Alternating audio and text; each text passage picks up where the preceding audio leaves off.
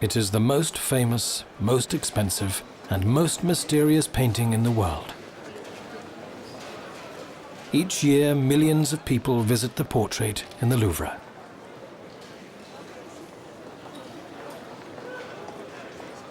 The Mona Lisa has remained a star among works of art for centuries. Because fanatics attempted to destroy the painting, it can now only be admired from behind armored glass.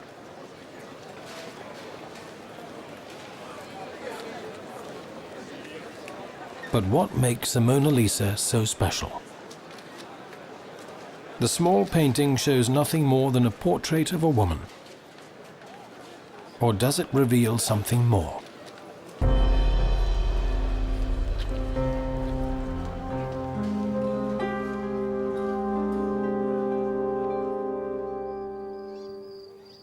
It was painted by one of the greatest geniuses who ever lived, Leonardo da Vinci. And with Mona Lisa, he left behind more than just an image of a woman.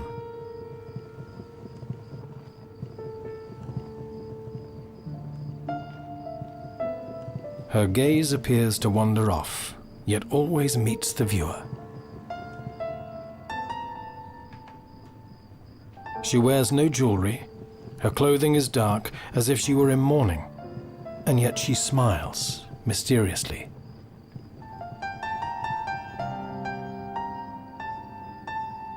Leonardo didn't leave behind any sketches of the portrait. No visible brushstrokes, Mona Lisa appears to be made out of flesh and blood. Yet her biggest secret remains. Who was she? Whose portrait is Leonardo showing us?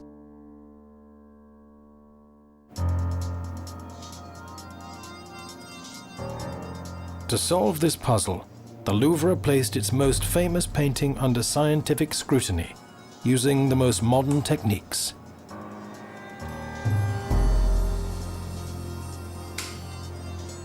The painting was examined using X-rays, Raman spectroscopy, ultraviolet and infrared pictures, among other techniques to uncover its secrets.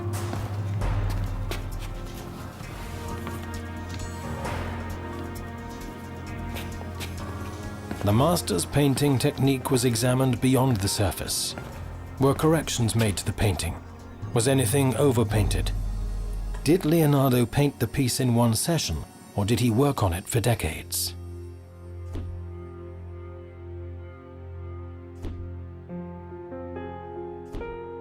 These questions must be answered in order to resolve the most puzzling question of them all. Who is the woman behind the smiling yet melancholy face?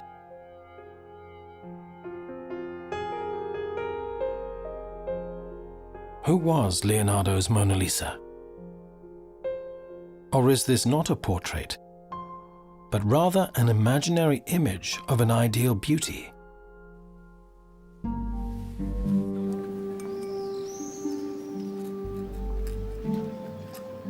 Experts have been wondering this for centuries. There seems to be proof of only two explanations, but each cancels the other out. Documentation comes from two different chroniclers, but these written records are not compatible with one another.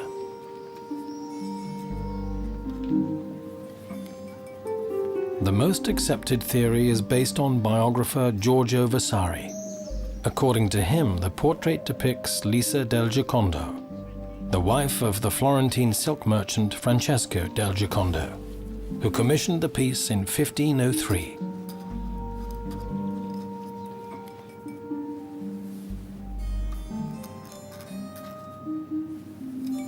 This contradicts a note by the chronicler Antonio de Beatis from 1517, in which Leonardo da Vinci claims to have been commissioned by Giovanni de Medici.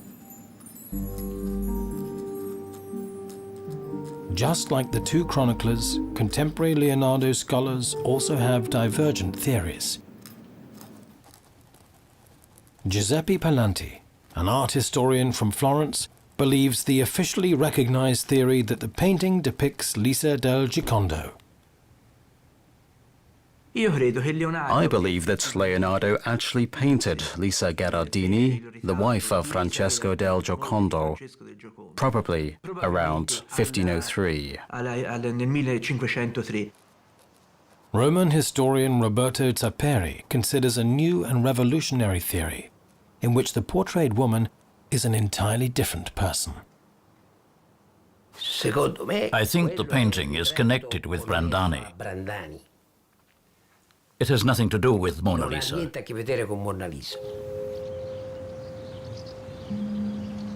The first clue leads to Florence. The majority of the great Renaissance artists lived and worked here, as did Leonardo da Vinci.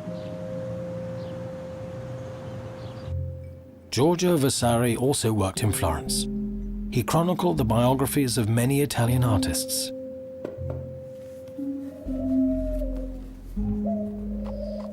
Next to his work as an architect, Vasari documented the biographies of great Italian artists.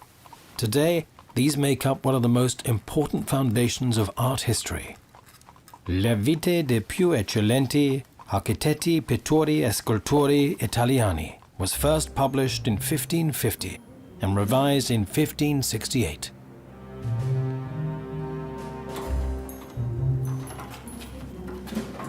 Today, the original manuscripts are housed in the Uffizi Library.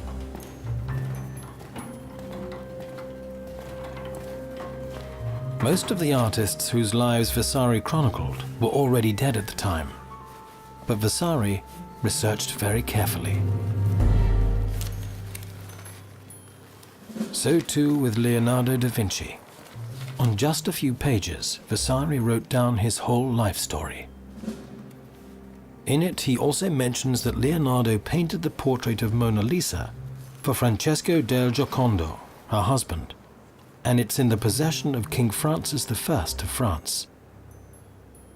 He labored on it for 4 years and ultimately left it unfinished. These words gave the painting its name, Mona Lisa. Who was this Mona Lisa of whom Vasari wrote? And who was her husband, Francesco del Giocondo?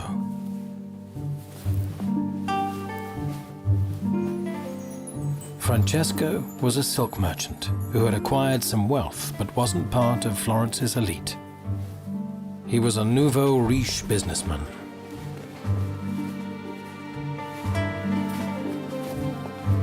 Was it really possible that a renowned painter like Leonardo accepted a commission by an ordinary businessman? Or did Francesco del Giocondo and his wife climb the ranks of society?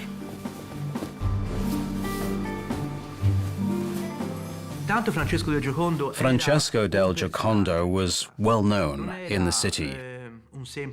He wasn't just an ordinary merchant. He was also a public and charismatic figure.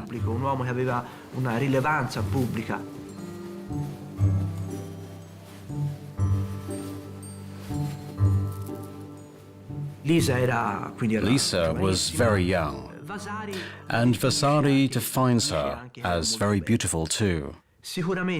Her husband also spoke very highly of her. In his testament, Francesco refers to her as a bona fide woman. This is an unusual description for a woman. I have yet to find a similar description in other testaments. A bona fide woman can signify a noble woman with high principles who works hard and has personality. Con dei principi e con dei valori piuttosto saldi.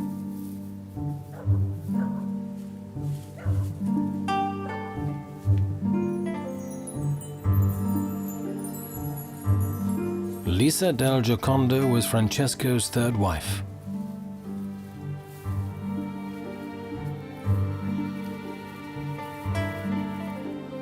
The birth of their second child and move into a new home could have been the occasion for the commissioned portrait. And yet up until then, Leonardo only portrayed men and women of nobility. These people were interesting to him, A star such as himself could choose his own subjects. Why did he paint Lisa del Giocondo?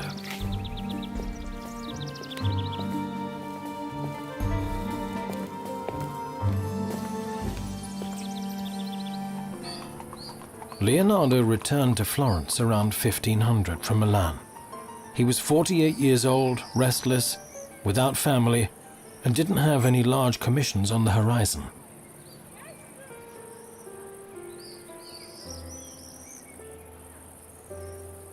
When Leonardo came to Florence, he didn't have any commissions or work.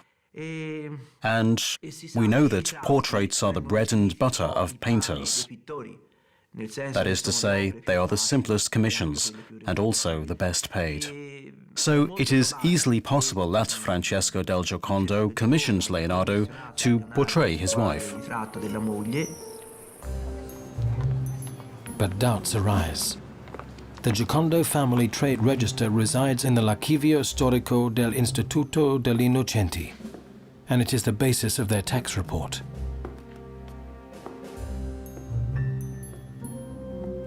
Florence had a highly advanced tax system, the so-called catasto.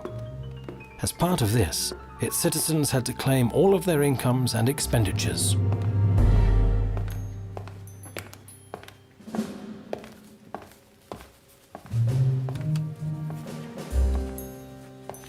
In this trade register, all movement of money and assets were meticulously recorded. Vasari mentions that Leonardo received the commission in 1503, so a record of the expensive portrait must certainly have been made.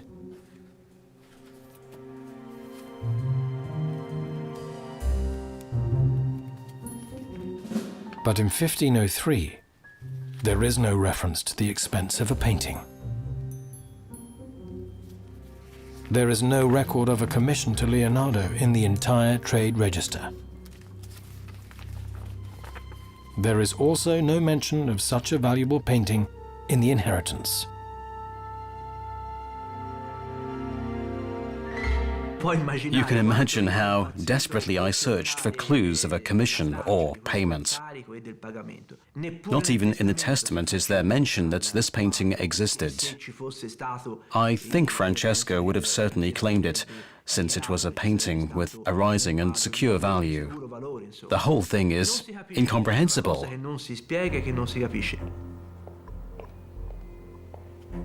Francesco would have most likely shown the portrait by the famous painter publicly, and would not have risked eventual tax evasion.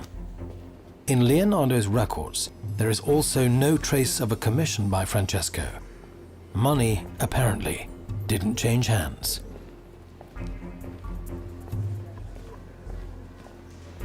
Francesco's testament is archived in Florence's Archivio di Stato. Therein there is also no mention of the great master's valuable artwork. Leonardo apparently never delivered the painting to Francesco. Vasari writes about an incomplete portrait. The Monalisa in the Louvre, however, is completed down to the very last detail. Yes, surely. He accepted the commission at a time in which he had no work. He introduced himself to the merchant who wanted a painting of his wife and simply agreed. Then he painted only the head. He interrupted the work for other commissions and left it unfinished, never delivering the painting to the merchant, not even the head. There are no traces of this painting in Florence. Traces left by the merchant couple must be available in the archives, in documents or testaments. And yet this painting by Leonardo shows up nowhere. If he had finished the painting and delivered it, then a record within the family would exist. A painting by a famous artist like Leonardo was a very valuable commodity. It had disappeared. We know absolutely nothing about it. Non se ne sa assolutamente niente. Has it really been lost? Was the Mona Lisa as described by Vasari lost? Is the painting in the Louvre a different one?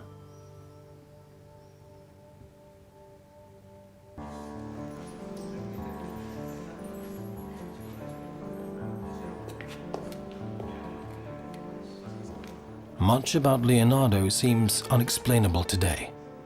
Very few artists have captivated people's imaginations as he has. One reason for this is that he started so many paintings that he never finished, like that of Saint Jerome in the wilderness. Yet these works count among art history's most famous.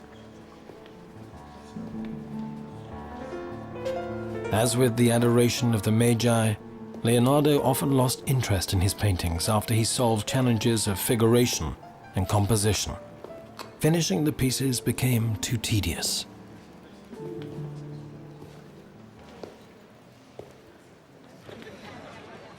This was also the case with the fresco for the council hall of Palazzo Vecchio. It was to become his largest work. Commissioned by the city government, Leonardo chose the Battle of Anghiari as his motif. Leonardo received the commission in 1503, the same period during which he worked on Lisa del Giocondo's portrait. Restless as he was, Leonardo left even the biggest project that Florence commissioned incomplete. Is it plausible that he behaved similarly with Mona Lisa, abandoning it only to finish it later? It is very likely that Leonardo puts the painting aside. He didn't finish it and never delivered it. It was most likely completed at a later time. So I think that this theory, in which the painting was begun in 1503 and finished later, is the most plausible, and it's also the one I personally believe in.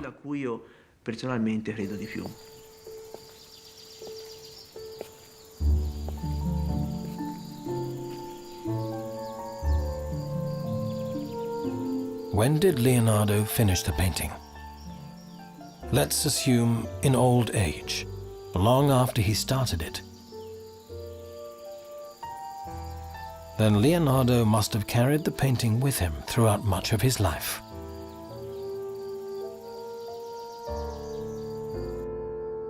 If there was such a time span between the start and the completion of the painting, then we can determine that with today's modern methods.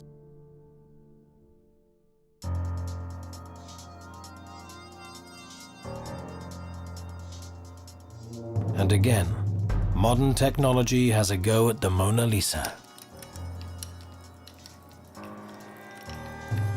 The results show that the color pigments were applied without significant interruption. Using infrared technology, historians searched for overpainted areas or corrections. The genius Leonardo made hardly a single correction from the first brushstroke to the finished piece. The only overpainting occurred on Mona Lisa's left hand. Here, Leonardo corrected the gesture of her finger. Aside from that, the painting was made in one session, an unbelievable achievement by the master. According to art historian Alexander Perig, these discoveries further confound the Mona Lisa theory. The entire study confirms the absurdity of the identity of the Louvre painting, or Louvre painting depicting Mona Lisa.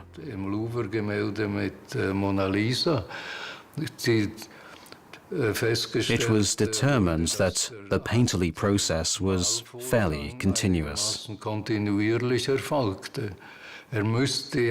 would have had to paint it in two completely separate stages,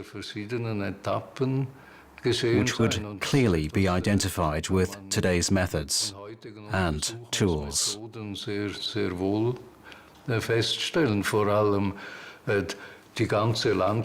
The landscape would have had to have been new, since Vasari didn't mention one at all. the great biographer errs in another aspect as well. In describing the Mona Lisa, he talks about her eyelashes, which could be rendered only by the most delicate of brushes. On her brows you witness them at their fullest and sparsest, and how they emerge from the pores of her skin and arch as naturally as one can only imagine.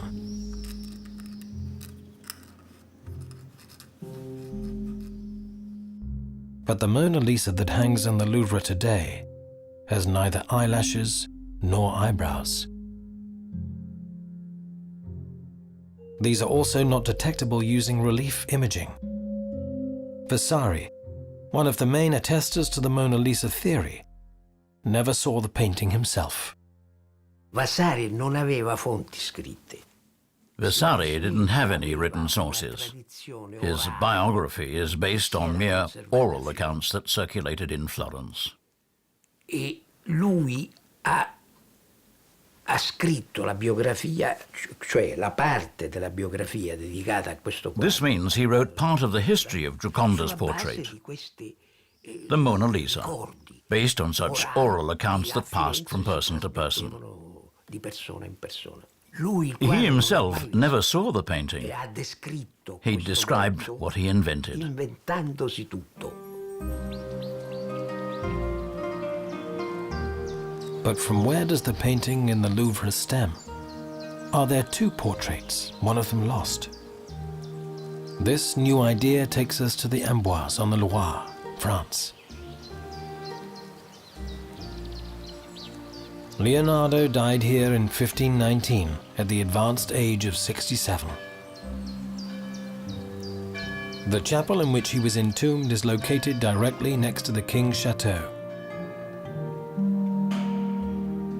Leonardo came to Amboise by invitation of the French king Francis I. By then, the artistic genius had already achieved cult status.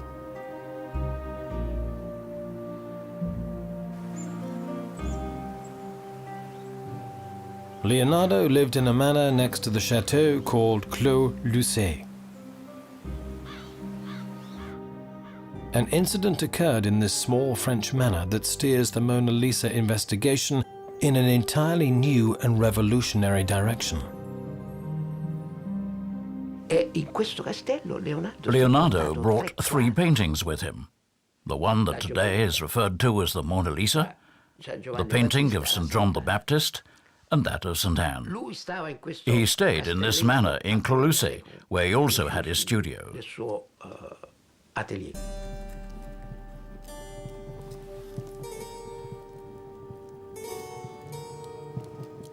The chronicler Antonio de Beatis witnessed Cardinal Ludwig of Aragon's visit with Leonardo in Clos Lucé on October the 10th, 1517.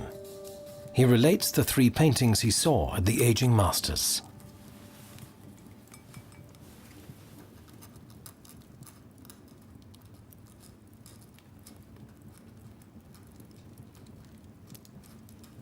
One of the works is of a certain Florentine lady, painted from life that was made in honor of the passing of Giuliano de Medici.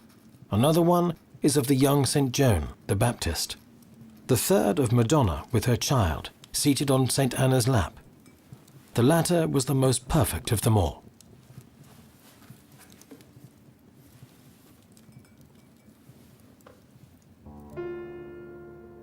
Today, the painting of St. Anna with Maria and baby Jesus on her lap is housed in the Louvre. So too is the painting that Beatis described of St. John the Baptist. Is the painting that was made for Giuliano de Medici also in the Louvre? Is it the Mona Lisa? Il quadro fu The painting was commissioned in Rome by Giuliano de Medici as a result of an affair he had with a woman from Urbino, Giuliano de Medici aveva Pacifica un Brandani. rapporto amoroso con una dama di Urbino, Pacifica Brandani.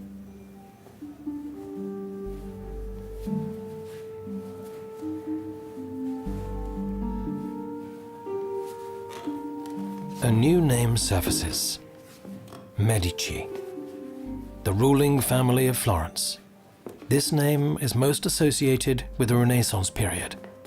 They were rich, scrupulous, obsessed with power, and patrons of the arts. Giuliano de Medici was one of the two brothers that lived during Da Vinci's time. He was a womanizer and a squanderer. He was charismatic, had a powerful name, and an influential brother.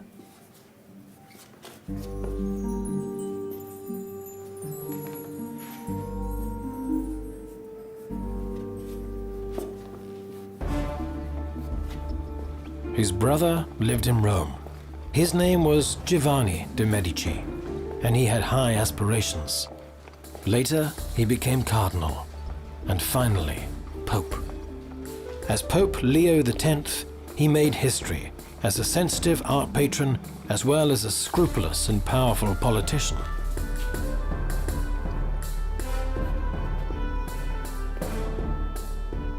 He strengthened the clergy's power and influence over the battling Italian city-states and had a weakness for the beautiful things in life.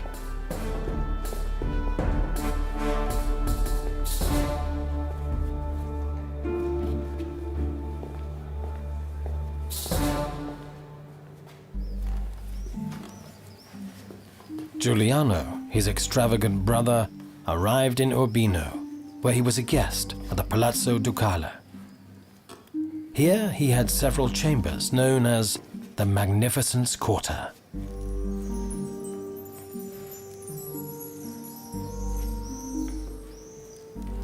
Giuliano was a poet.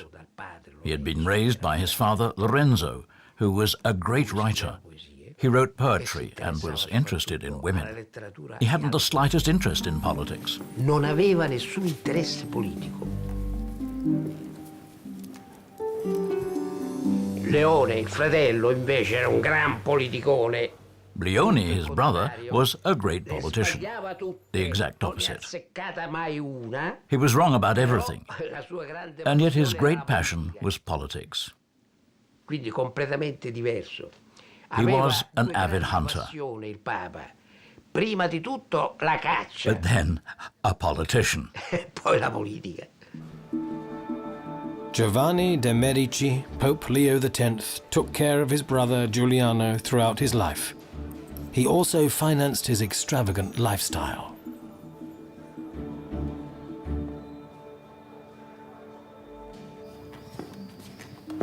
Giuliano had countless affairs.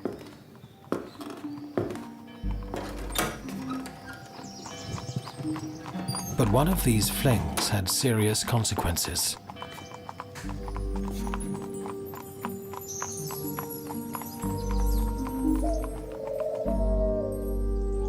Urbino, in the Marca region.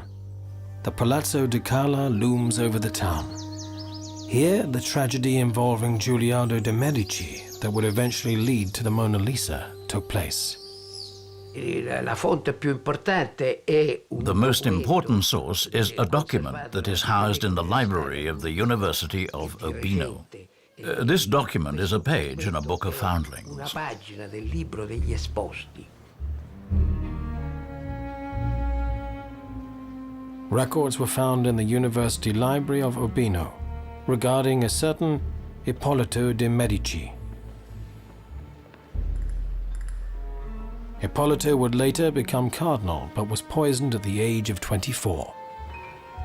But he was born an orphan.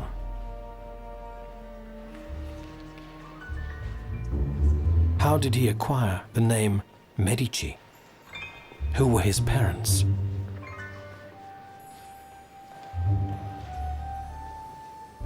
Further records document his birth, how he became an orphan, and later a Medici.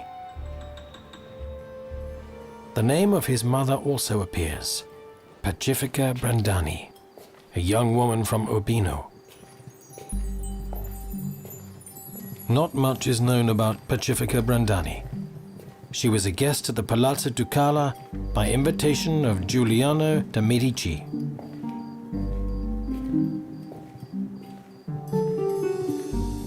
It is unclear if she offered him her labors of love, if he seduced her, or, as recorded by one of the documents, was raped.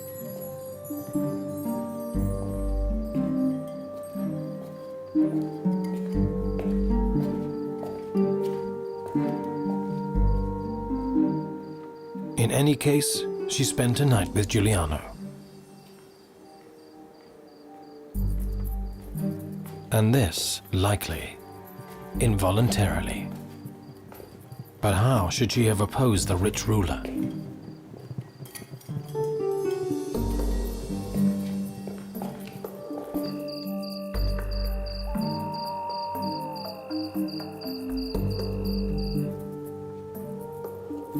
She was plagued with severe remorse after her affair with Giuliano. Some sources state that she was married at the time. Brandani fell into a crisis that deepened when she found out that she was with child. A child out of wedlock from a brief encounter in the court of Urbino.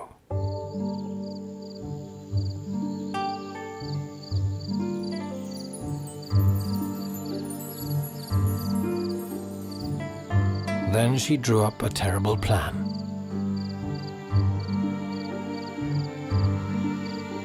She confided in her friend and midwife that she didn't want the child, and that she could not take the disgrace.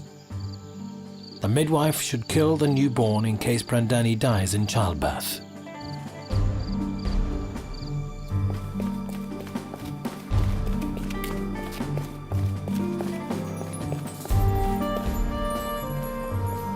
Brandani did in fact die of puerperal fever. But the midwife didn't take the newborn's life. On April the 19th, 1511, the night before Easter Sunday, she dropped the child off on the steps of the Santa Chiara Church in Urbino.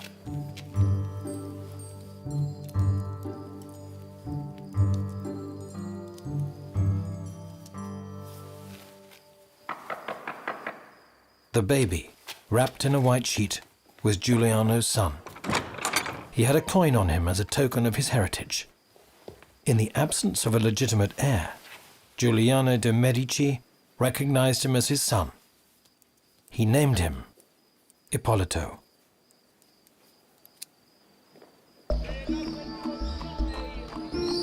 Giuliano left Urbino with his son Ippolito and moved to his brother, the Pope, in Rome.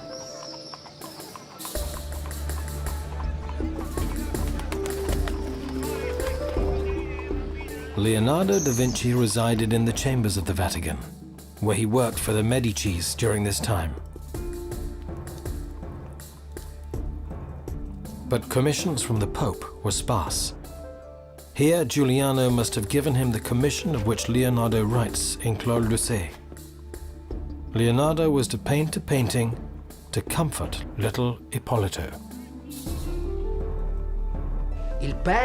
He said to Leonardo, "Paint me a picture of a mother that I can gift to my son as an image of his mother. Paint it as you imagine it, how a portrait of a mother should look like." And Leonardo painted the painting that we call Monalisa today. It must have been a great challenge to paint an image of a mother for Ippolito.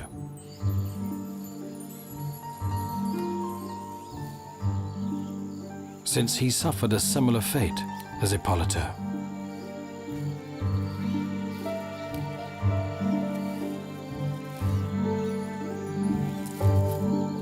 He too was an illegitimate child who was recognized by his father. His mother didn't die in childbirth. She was his father's maid, and he probably used her dependency on him for labors of love, as had Giuliano with his mistress, Brandani.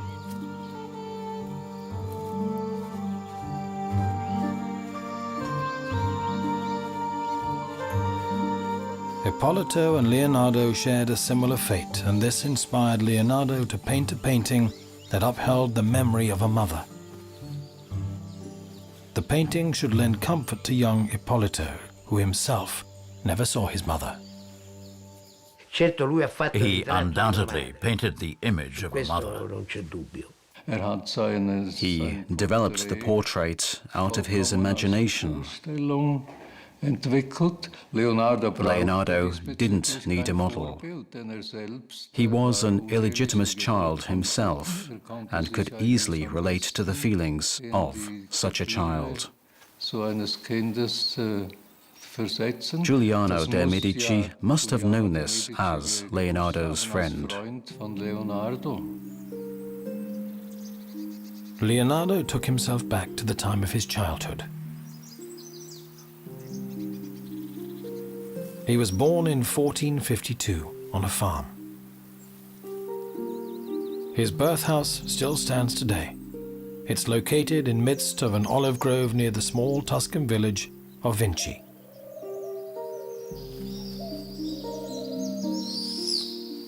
The great master got his name from the small Italian village. A church with a side chapel and a baptistery stands in the center of town. Leonardo was baptized here. A memorial stone commemorates that illegitimate Leonardo was recognized as a son by his father, Piero da Vinci.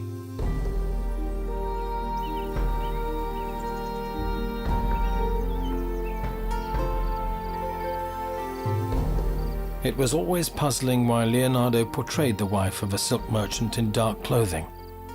A silk merchant is proud of his colorful fabrics. Her clothes, on the other hand, recall mourning and reverie. If Leonardo painted the image of a woman that had passed away, then the dark colors make sense. Her smile also becomes explainable, since it is directed at her own child.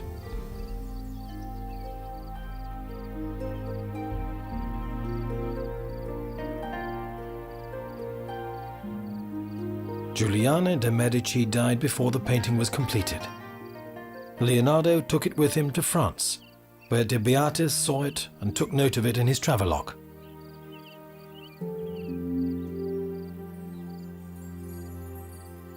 The painting in the Louvre is certainly not identical to the portrait that Leonardo painted of Mona Lisa. The real Mona Lisa, Lisa del Giocondo, the silk merchant's wife. But where is the portrait of Lisa del Giocondo, as described by Vasari? A trace leads us to Gian Giacomo Caprotti, called Sallai, who is said to have had a relationship with the master.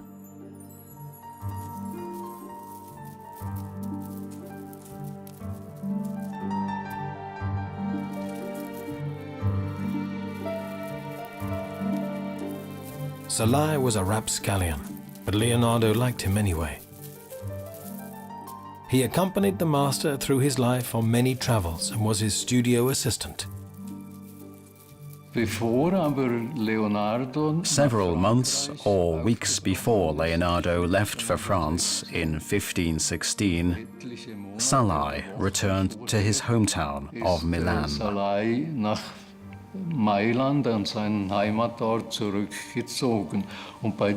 On the occasion, he must have received several paintings from Leonardo, presumably incomplete works.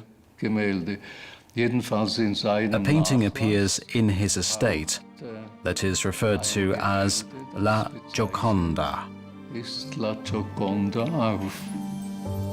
Quadro dicto la Gioconda, a painting called Gioconda.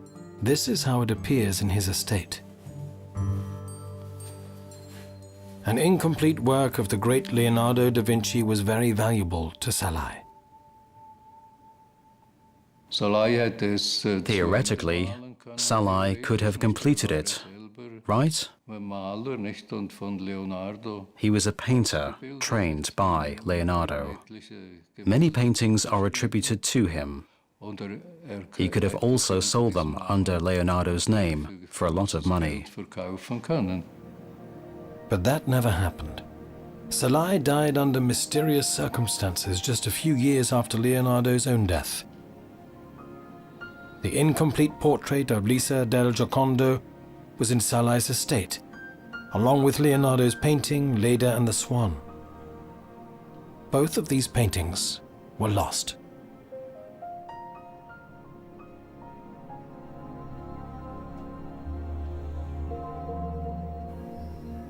In all likelihood, it is the imaginary ideal image of a mother that hangs in the Louvre, commissioned by Giuliano de Medici. We must say goodbye to the Mona Lisa.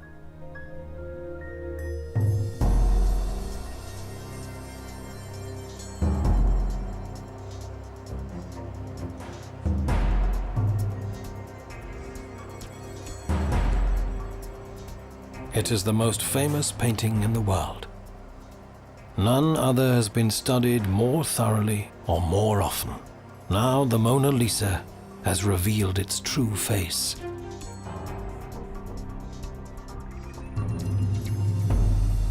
The same face was found over and over again beneath each of the coats of paint. The face, with its loving gaze and its comforting smile.